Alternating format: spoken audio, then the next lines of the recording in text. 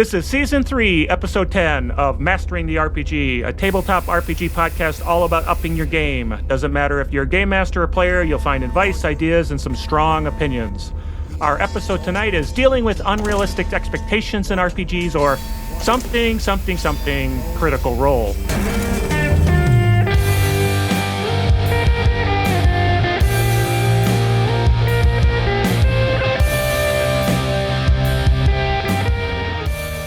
Hey everyone, again, welcome to Mastering the RPG. As I said, a tabletop RPG podcast, all about giving you ideas, cool stuff, things going on, whatever we think of, we'll talk about it.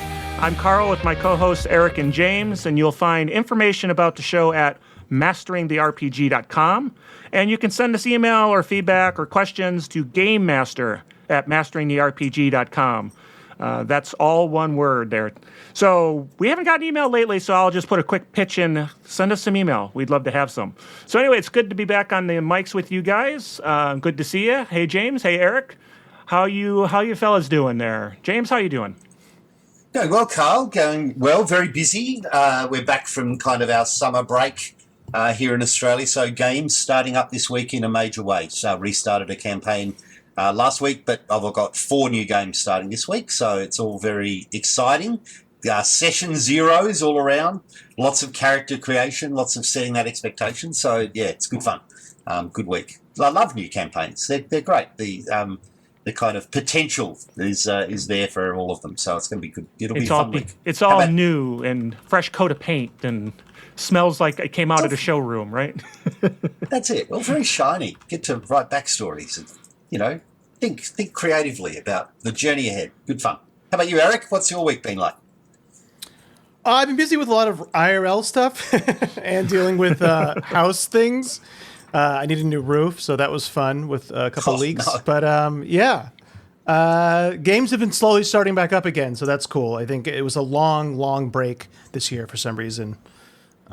So yeah. Very cool. Very cool. Our game started up again. We've done a couple of sessions.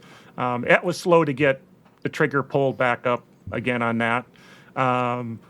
My creatures are getting hammered, as they always do. The players are steamrolling through them. They have great tactics, great plans, good character mass or build up, and that sort of thing.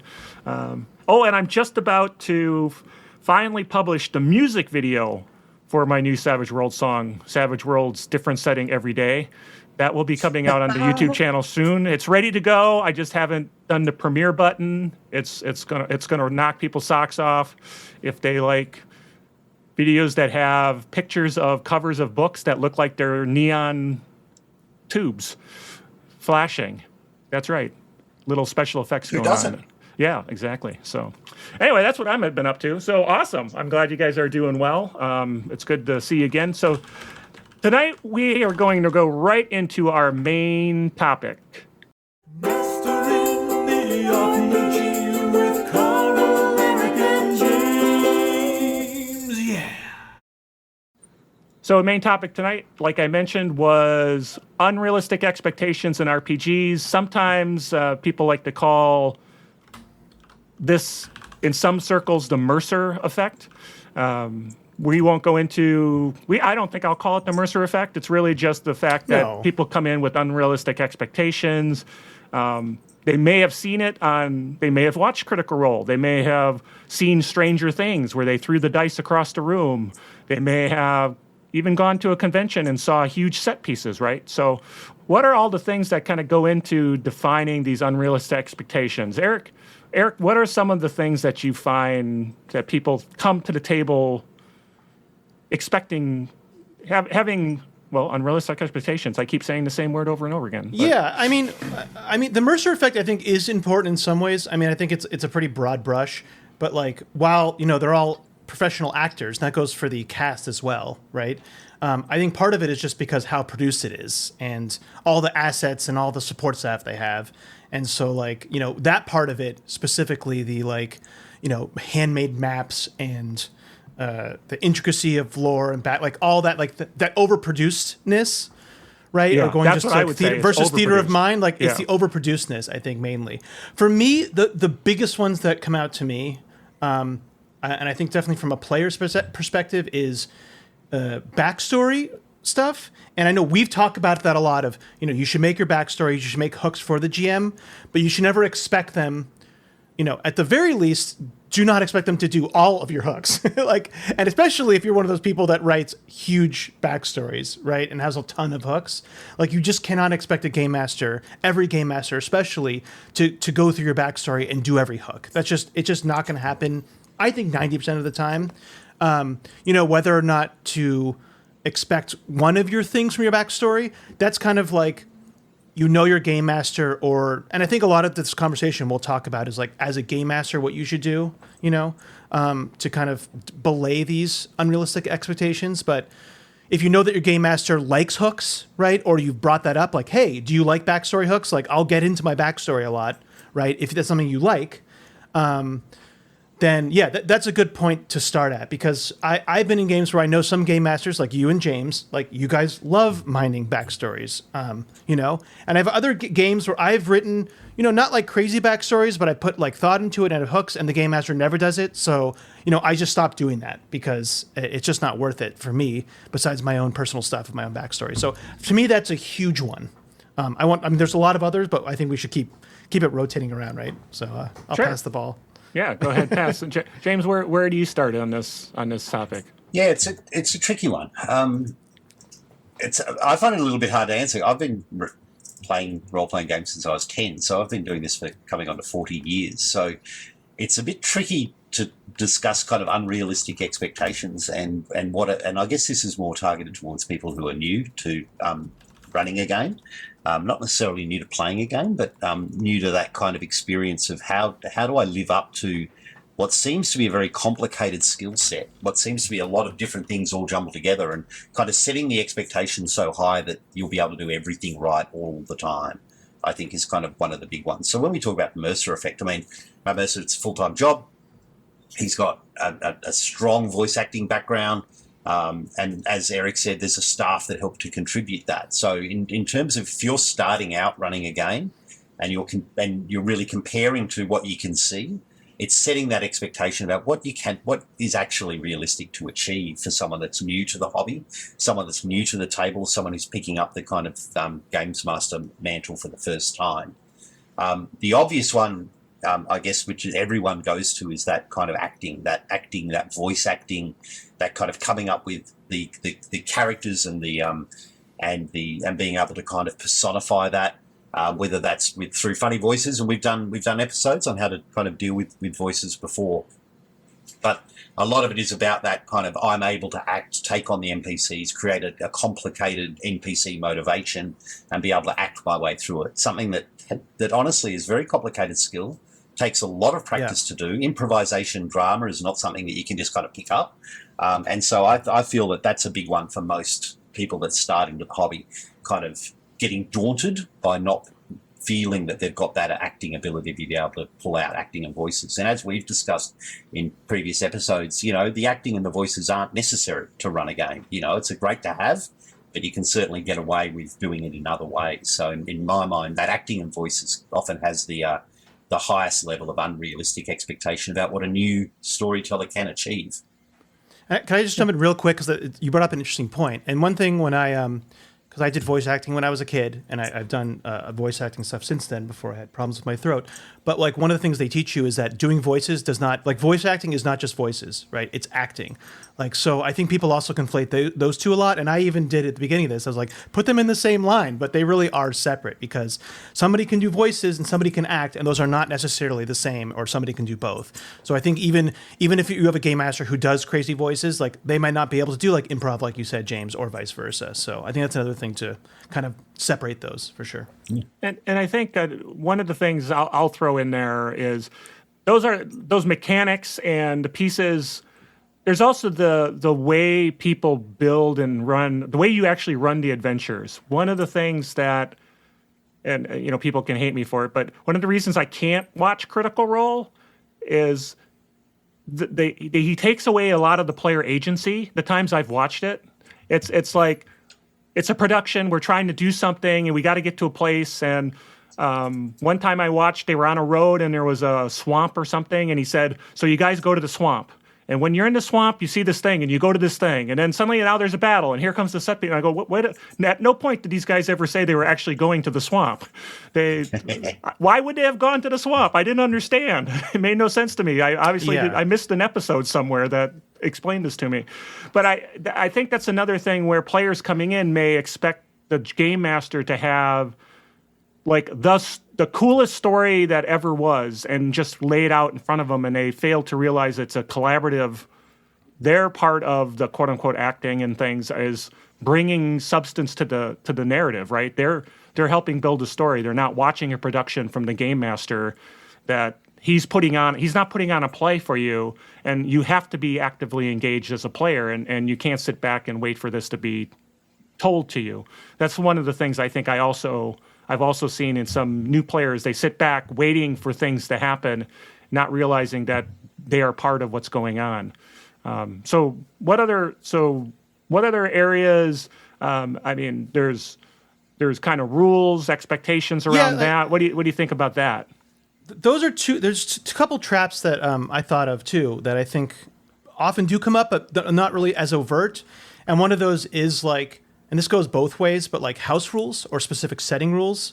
Like if often there's players that have played a certain way, and it might be like the kind of normal, like say in Pathfinder 2e, it's very common nowadays to use the spacing out a little bit for a second. Free archetype. Good, I got to it. The free archetype. An archetype is kind of like their way of multi-classing. It's also the way of like getting extra stuff. And the setting rule is you basically get it for free every other level. Where normally you'd have to kind of decide between that or your main class stuff. And a lot of players get used to that, but then not every game master is going to like play that way, right? And I think that happens a lot. It happens the other way too. And the second thing that I thought of is when you're playing established settings, you can't always expect the game master to know all of the lore stuff and all the deep cuts and all of the, from the Sword Coast, like this, that, and that. Like you just can't expect that. And then, of course, what we've talked about a lot, and we talked about this in another, I was about to say video in another episode, where like game masters like will often take their settings, but it's their version of the setting, right? So they're going to like change stuff, and just don't like players shouldn't expect that what they know, what they've read about in whatever X novel or this old book of, edition 2 or whatever, that's the lore that's happening, right? You should never expect that.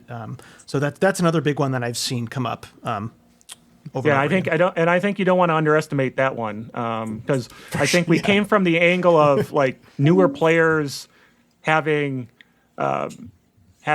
expectations of game masters. Here's one where it's an established player who understands like all there is to know about a setting, and they expect that game master to know everything. So it's kind of from the other side of things, is having those unrealistic expectations. That's my personal one, because like if I do a specific setting as a game master, I'm always like, it's my version. I'm not gonna read everything. I have to twist stuff to do my. So yeah, that's like coming from me, my own hurt. So yeah. I don't have good enough memory to memorize everything, all the lore in a setting. It's going to be different. I can't memorize it all. Yeah. All right. So lots of problems. We don't want to dwell on the problems. Let's start talking about how do we make the table yours? Sorry, Carl. I've just realised I've got one more too. Sorry to jump in just before. I'll give you another problem. Jump on in. One last one, I think, is the unrealistic expectations around combat in particular and encounter building in particular, and different tables, I guess, and different storytellers have different approaches to the way they build encounters and the way they build combats. I guess when you look at the evolution of tabletop role-playing games, they come from kind of tactical board games in its first genesis, and games can have a level of tactics to them where you have lots of set pieces, you have maps, you have miniatures. It can be quite a tactical game, or we could have the opposite of that, which is a very strong theatre of the mind, kind of descriptive, cinematic way of running encounters and running ways of doing fights and doing combats. Getting that expectation right can often be very, very tricky. I've run games where they've had the critical role kind of experience, or they're looking for that experience, which in some ways has it's less gritty, it's less exacting, it's less kind of measuring out exactly as old school OSR kind of tactical Dungeons and Dragons. So getting that expectation right, I often find can be sometimes tricky with groups that come in with expectations kind of a little bit skew, if that makes sense. Yeah, that's a great one. I mean, just how combat executes can be a huge difference in philosophy between, Yes. What you're coming in and expecting. And I think we run into that in our game a little bit, Eric. We've got players who kind of think combat will work in a certain way, and you kind of have to point them in the right direction and help them weave through, and they just assume, well, I just do a thing. And it's like, well, combat doesn't quite work that way. Let's explain how it works and stuff like that. And so that's definitely the expectation gap that might be between how the rules and mechanics work, how you're describing things, how the tactics work. That's a great point. I think just something just to say at the very top for all of this is like ultimately we all have our likes and dislikes, we all have our styles, but we also all have our strengths and weaknesses, and there's no perfect game master, right? And like that's what I think most of this really gets down to, is that like some of us are just better at certain things than other ones, and we want to learn more about the other kind of types, and we just have our styles. So just all the game masters out there, like, never feel bad that like I don't do voices or act, whatever. Like I think that's just an important thing to always keep in mind for this. Yeah, and that might sum up the most important part for sure, right there. And that nicely leads right into kind of making, how do we get past this? You started with a great one. Realize that we're all different and we all have our strengths and weaknesses, and that's phenomenal. A good one. So James, what are your thoughts? Yeah. What are some of the things that we should think about? There's the obvious ones, right? Yeah, I mean, I completely agree. Everyone's got their own strengths. Everyone's got their own weaknesses. And one thing I've found is that groups will form their own little shorthand, their own little, kind of comedy, their own way of doing things, their own preferences. So the big thing for me is don't feel like that it's insurmountable in some ways. If you want to start running these games, it's kind of like, but I don't know about my acting, I don't know about the rules. These things you kind of work through as a table over time. So, some of the best groups that I've ever played for, I learned as I went. As 5th edition Dungeons and Dragons came out, it's like, new rule set, we're going to learn this together, and you kind of work it together. So really, this is about making the table yours and making it comfortable for everyone and enjoyable for everyone. And the first bit is, it's a journey. It's something that's going to take time, and something that you work on with you and the players to kind of make that table fun in the way that you want to make it fun, if that makes sense. That makes a lot of sense. For sure. And I think kind of tying into this is understanding where you are in that journey, and again, like Eric said, your strengths and weaknesses, and having a conversation.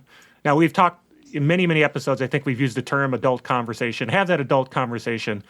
But that's the most important thing, is really talk about those expectations and talk about what you can do and what you can't do and what you are going to do. We are going to do things more theater to mind. We are going to do things more tactically. No, I'm not. We're going to draw them out on maps or on a piece of paper, and that's just the way it's going to be. Whatever makes sense for your conversations, that's the place to start. Is just talk it through. What your expectations are, and then you'll hear what the player expectations are or the game master expectations, and you can do something about it. Then, if you don't talk about it and you just start, then lots of times you will run into these problems where people have, I call it an impedance mismatch between what you're presenting and what they're getting from the game, for sure. Yes. So, Eric, I thought Absolutely. you looked like you had a couple of thoughts that came to mind there. I mean, this is the thing we talk about the most, right? Is session 0 or the application, not the application, but the the advertisement for your game, right? If it's not people that you know, if it's not an established group, like that's so important to be upfront about the type of game it is and like what they should expect, just like you guys said. And I think just being so upfront about your game master style, being upfront if you're using setting rules, and then also I think there's, be flexible. Like I think it's really important to check in with players, especially if you're doing like specific things or trying out new things in combat or trying out new setting rules, right? And a big thing for me also is what I call, perfect is the enemy of good, which I have struggled with a lot. And I get overwhelmed, right? Is trying to do all that different stuff, like trying to make the most intense maps ever and having the most interesting combat and trying to have all the different personalities and do all the different voices and, get really deep into the lore. And then you can really just like overwhelm yourself. And so I think it's good to focus on your strengths and then. An old saying, we're making a wristwatch, not an atomic clock. Yeah, exactly. So exactly. Oh, and I wanted to kind of pile on a little bit to that, and what you're talking about, the style. Think about what your style is, Eric. You were just talking about how you're being very self-reflective on. My style is I want to do these things, and I'm going to push myself to try to do it. My style, I'll be the first to say, is I'm not a huge do a bunch of voices. I change the way the person talks to represent different speech and speech patterns, but I don't do accents very well. Never have, never can do it. So I do the best I can. But that's part of who I am, and you can reflect on what is your style. Are you really are kind of a theater of mind person? Are you? It's like, holy smokes, I thought I was a theater of mind person, but I'm always pulling out maps, and I like the maps. Maybe I should lean more heavily into that and do more on that because that is something I really do a lot of or something. Yeah.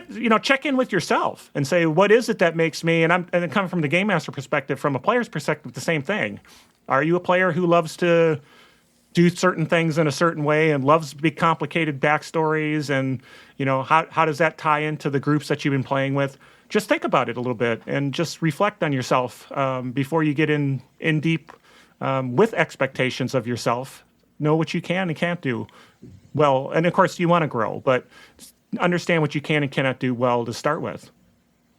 Yeah, and that goes really well for that chat. Go on.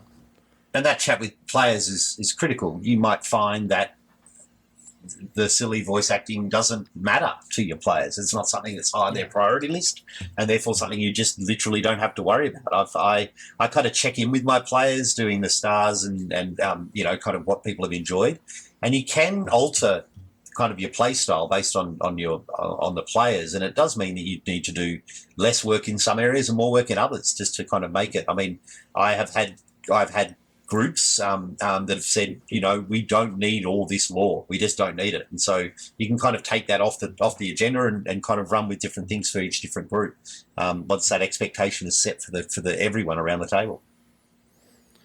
And something that we've talked about before too is like not what's the right word for this?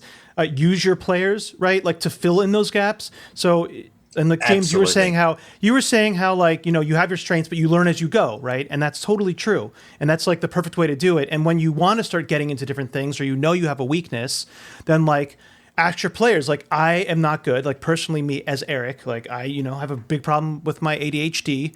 That is now being treated, but but I have a problem with taking notes. Like I'm better at it. I've learned a lot, but I don't like taking notes. So when I game master, I will often, if I find a player and like I'll reward them in some way, but like, can you be the note taker, right? Like it would help me if you take notes, just for me, right? Because that's a weakness of mine, and I'm not gonna.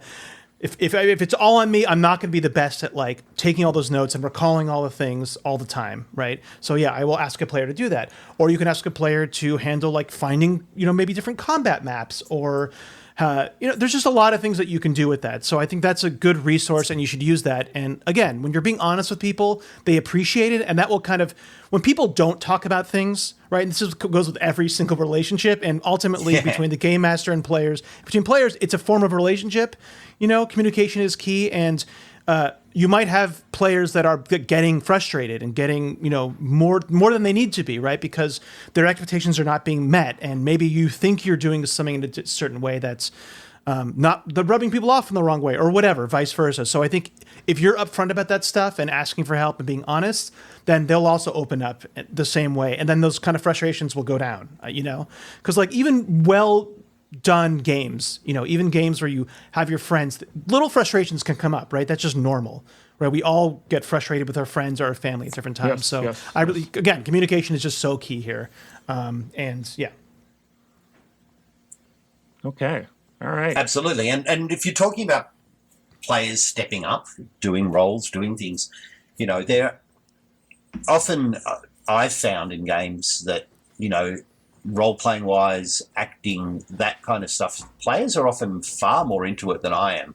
And you are able to kind of let them go without you having to kind of join in, There's nothing wrong with players role-playing amongst themselves, and the GM just gets to sit and watch. There's nothing, and just gets to take in and bask in that awesomeness, because it is awesome when it happens. So often it's not just the GM's responsibility, it's about the players and giving them room to explore what they want to explore and have fun with what they want to have fun and realise their own expectations while you kind of assist them to do that. And that's some of my favorite stuff. I mean, with the current game, when they get role playing with each other, I'm like laughing so hard that I end up coughing, and it's like I wasn't even part of it. It was just them doing it, and I think that added more richness to their own thing, even though they weren't like going to the next room of the dungeon. They were chatting about something. It's just so much fun. It's so much fun. So definitely something to encourage.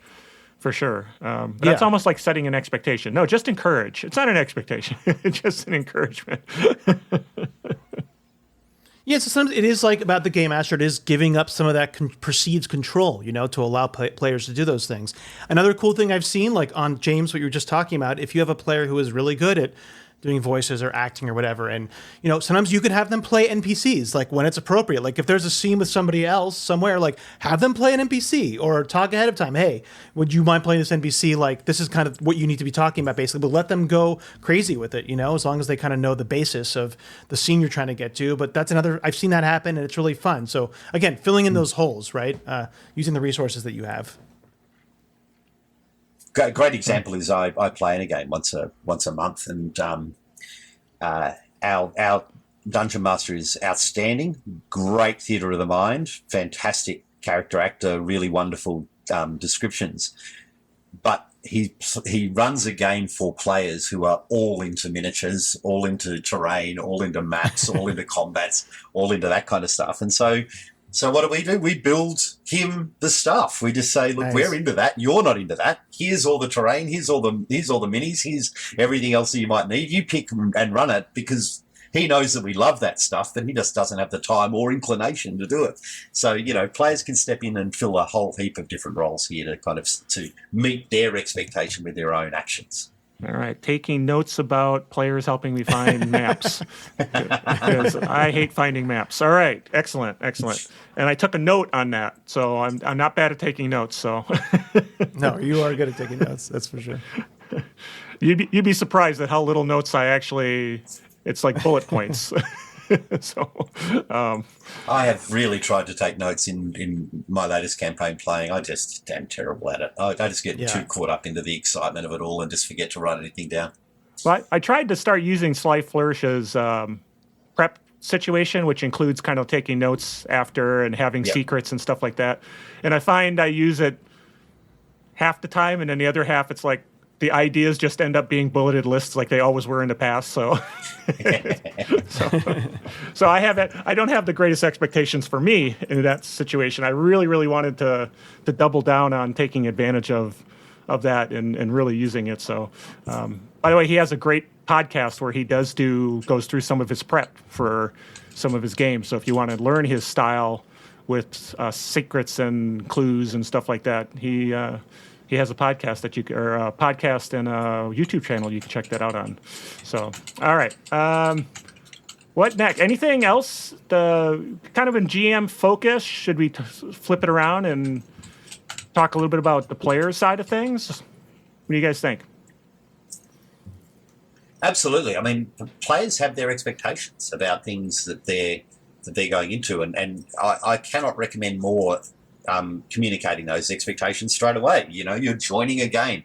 If you're having that initial discussion with the Dungeon Master, or the Dungeon Master has said, hey, I'm running a new campaign, you know, highlighting and articulating your expectations, or at least your hopes, or maybe expectations isn't right, maybe aspirations is what they're, you know, the things that you're hoping to be able to get out of the game, that you would love to see acting. I've had a couple of my players come to me very specifically and say, you know, we really enjoy watching Dimension 20. We really enjoy watching Critical Role. Yeah. You know, we would love to have that kind of experience. How close can you get to it, kind of thing. And so, you know, having that kind of realistic chat about whether you're able to make that expectation or not.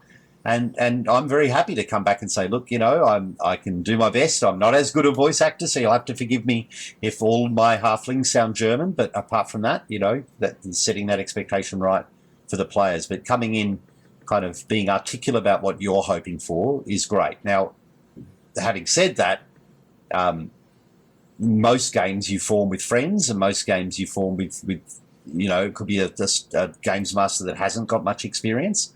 So in some ways, having said you should articulate what your aspirations are, at the same time, you really need to have a little bit of flexibility and open mind about what the storyteller can actually produce for you, and understanding that not everyone is good at everything.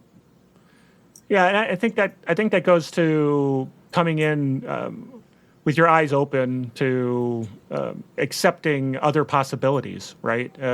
You can come in and say, here's what I'm looking for, and the Game Master says, here's what I can do, and you guys come to a meeting of the minds. You've come in kind of open-minded to being willing to... Because it's role-playing games that are supposed to be fun, so there's lots of different ways to have fun. So we just need to be open to all the different styles, each way people do things. And as a player, you know, you can't change somebody overnight. They're going to try to be more maybe what you're looking for, but it's not going to happen day one. They're learning, or sometimes they're set in their ways, and, you know, old dogs, new tricks kind of thing. And so you have to meet them halfway to have a game that you both enjoy, and the game master doesn't feel stressed out. You don't feel stressed out. Everybody's there to have a good time. That's the whole point the whole point is to have a good time, and not to, you know, backstories and dice rolls and everything is just about to have fun. Yeah, and I think if we're really flipping this to the player side, like, and I think these are one of the things that, like, people talk about the Mercer Effect, right? But there is also the Critical Role effect. There's also the Dimension 20 effect, which is, what are game masters' unreal expectations on players often, right? Because there's people who watch Critical Role and are like, I want to be Matt Mercer, and could be an unrealistic expectation right there. Like, they're just thinking they're going to have all the stuff already, right? And try to do everything at once. And they also think that all the players are going to be like that too. And I think that is an important part of this, is that, you know, not players coming in, they're not going to maybe be all outgoing and charismatic and know how to improv or know how to do their own voices. They're not going to maybe do huge backstories, right? And have interesting stuff in their backstories or make interesting characters. They're not necessarily going to know all of the rules, right? And that's the unrealistic part. I think the realistic part there is they should know the basics of the rules or be able to learn, please. but they're not going to know all of the rules, right? And they're also maybe not going to be super tactical with combat. Like, you think that if that's your thing, right? You're a tactical game master. They might not do as well because of that.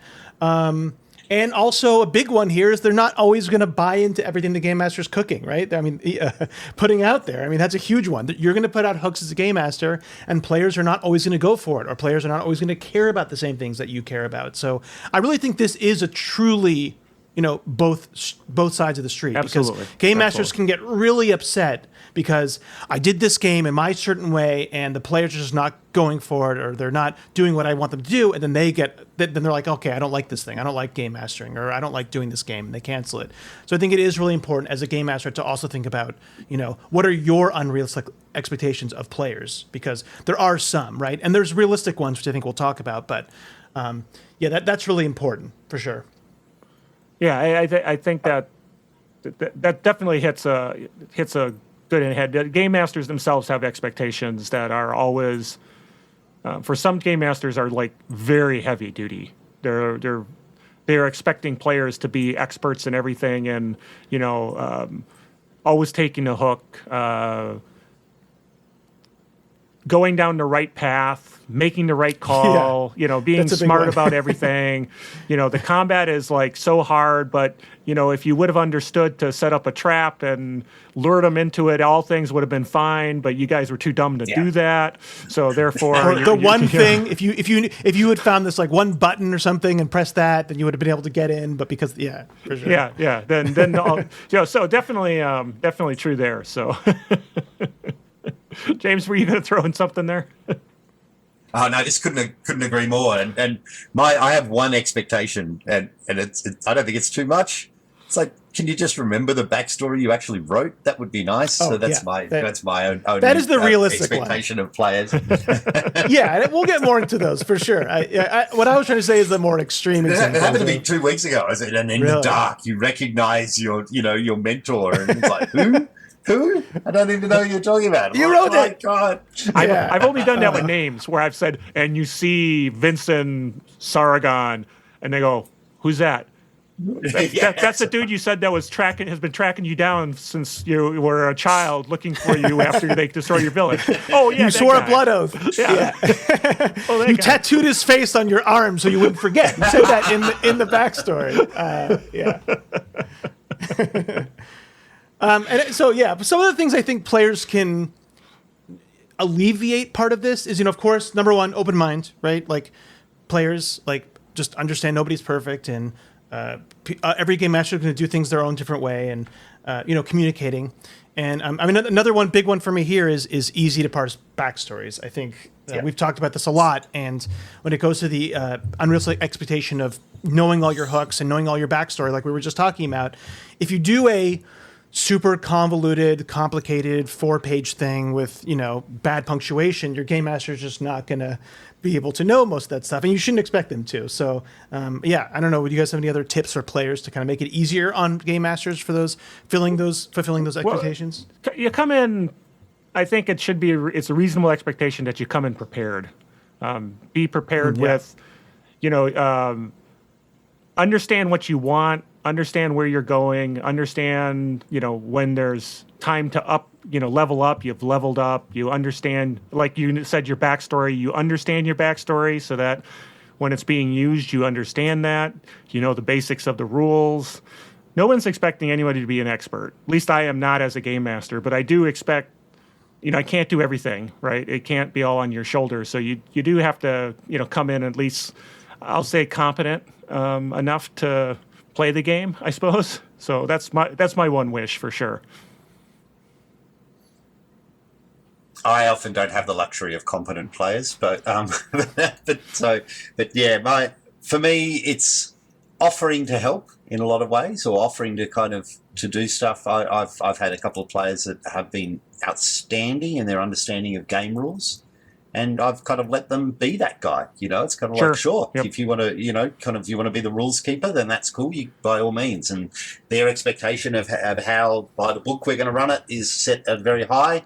And if I'm not across all of them, then sure, they can be that guy that can Eric's my man. Eric's my man when it comes to that. If it wasn't for Eric, I think some players would never get their character leveled up. So yeah, Eric's my man on that. So we talked a lot about Unrealistic. We talked about how we can kind of get some of those things understood. But let's talk about, we dived into a little bit, but what are realistic expectations? What do we expect, and what is reasonable to expect from both the players and the players of Game Masters? And I'm gonna toss this one to Eric first.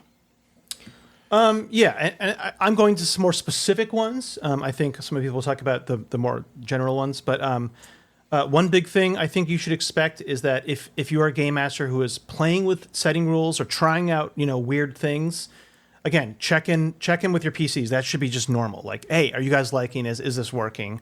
I think that's reasonable for players to expect that, of being like, okay, I'm even though I'm the game master, I'm running this game, but if I'm twisting the rules that much, because players are generally coming into a game expecting, okay, I know the game, I've read the rules, this is how it's supposed to be made, that people designed it this way. And if you're creating a ton of house rules, then you shouldn't just expect them just like love it or just go with it the whole time. So I think checking in and seeing if it's working is a big one. Another one for me, And this seems obvious. And, of course, some games might be this way, but I think I've seen some game masters be super antagonistic, like wanting to basically get, they can like, having combat and maybe, a player kill, but that's their, right. That's their purview, but kind of like seeking that and trying to do that. Ugh, I think the worst.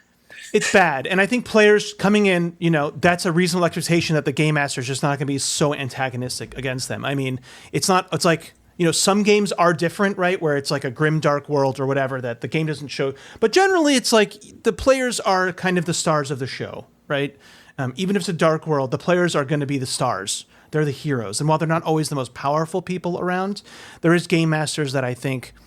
or there's this thing where they like kind of making the players feel small, make it having all their stuff be the strongest all the time, or like actively seeking out to kill them, because ultimately if a game master wants to kill you, they can reshape reality, right? So they're going to kill you. So I think those are two things that I think it's realistic to not expect.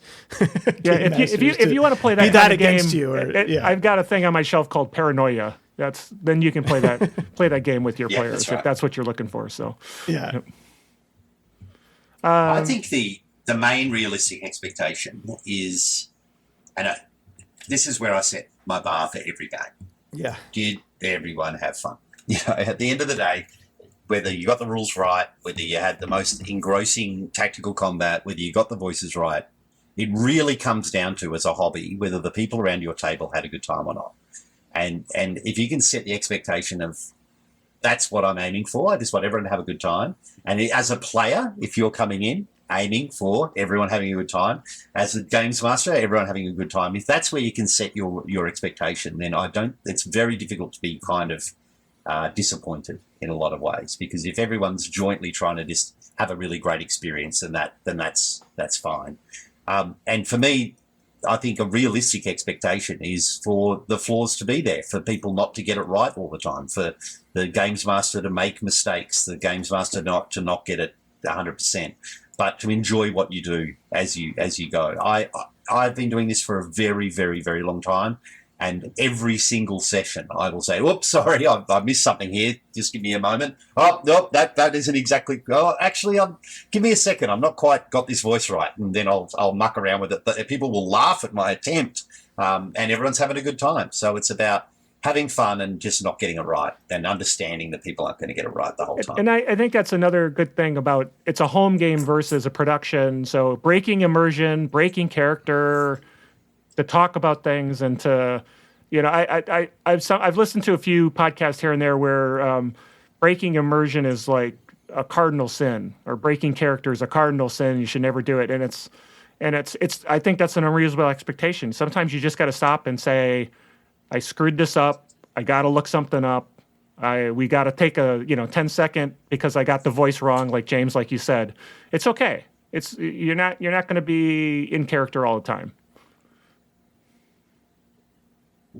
And I guess the other realistic expectation in some ways, and we haven't talked about this also, in these produced games that you watch, the pace is really fast. The kind of, you don't have the 20-minute discussion about a rule, but you will often have in a role-playing game. You don't have the 10 minutes of the games master scratching his head going, hang on a minute, I've just got to look this up because I'm not quite sure where ahead.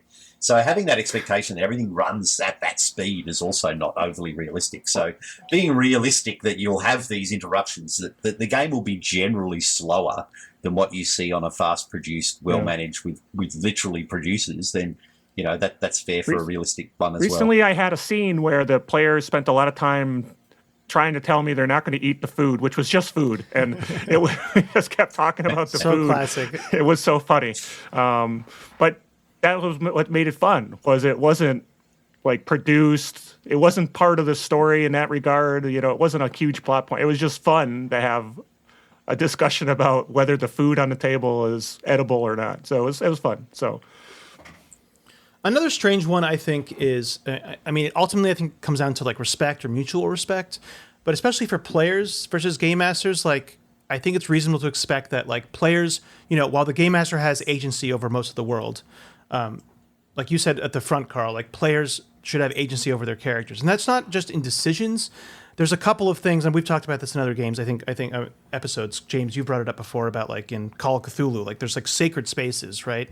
And like part of a player is sacred. And I've seen this kind of goes almost to the antagonistic part, but like I've seen game masters who are just like, I can do basically whatever I want with your character, or say things about your character's backstory, or change things about your character. And it's like, well, that's not cool. Like, yeah, you're running the game, that's cool, but I've also like I'm coming to this too, and I'm bringing my character, and that's what I've created. And I think you should expect that like you have rights, like players have rights, not all the rights. Game masters do have most of the rights, but players have rights in that way of like over their characters, right? And sometimes that gets kind of lost, I think, a little bit. Where, I don't know if that makes sense, but actually, and that goes the opposite way too, right? Like you have to respect game masters, like they put all the time in, they did all the things, and even if you don't agree with what they did something or the decision, like you got to respect what they're doing with the world, or they're changing, or whatever. So it does go both. Again, it seems obvious, but I think sometimes that gets a little we get ahead of ourselves with that.